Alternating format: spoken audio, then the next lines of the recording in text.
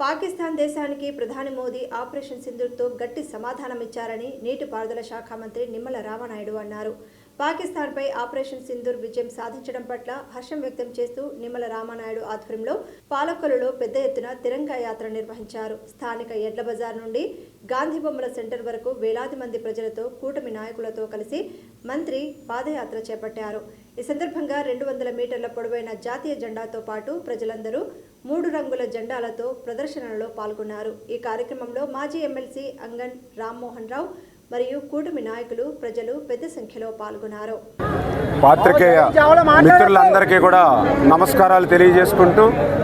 మన ప్రీతమ ప్రధాని నరేంద్ర మోడీ గారు, మన ప్రీతమ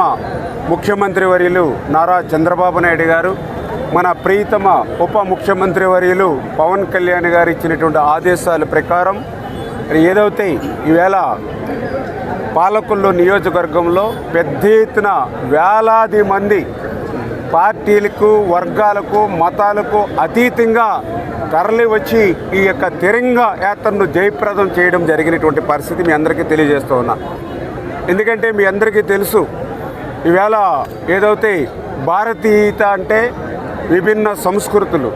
విభిన్న భాషలు, విభిన్న మతాలు, విభిన్న ప్రాంతాలు అయినప్పటికీ కూడా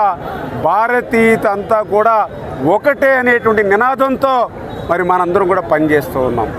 అందులో భాగంగానే ఏదైతే మన భారతీయ మహిళా సోదరీమణుల నుదిట సింధూరాన్ని తుడిచేసినటువంటి ఆ పాకిస్తాన్ టెర్రరిస్టుల్ని మరి మట్టు పెట్టేటువంటి విధంగా భవిష్యత్తులో భారత్ వైపు కన్నెత్తి చూడాలని అంటే 1కి 1,00,000 సార్లు ఆలోచించేటువంటి విధంగా ఏదైతే మన భారతీయ మరి ప్రధాని నరేంద్ర మోడీ గారి సారథ్యంలో మరి ఏదైతే ఆపరేషన్ సింధూర్ మరి విజయవంతమైనటువంటి పరిస్థితుల్లో ఈవేళ జై జవాన్ జై కిసాన్ అనేటువంటి నినాదం ఏదైతే ఉందో దాన్ని పుణుకుపుచ్చుకుని ఈవేళ అటువంటి జవాన్లు అందరికీ కూడా భారతీయత అంతా కూడా మద్దతు పలుకుతుంది, భారతీయత అంతా మీ అందరి వెనక ఉంది అనేటువంటి విధంగా ఒక స్ఫూర్తిని నింపాలనేటువంటి ఉద్దేశంతో ఈవేళ దేశవ్యాప్తంగా తిరంగా యాత్రలు పెద్ద ఎత్తున జరుగుతూ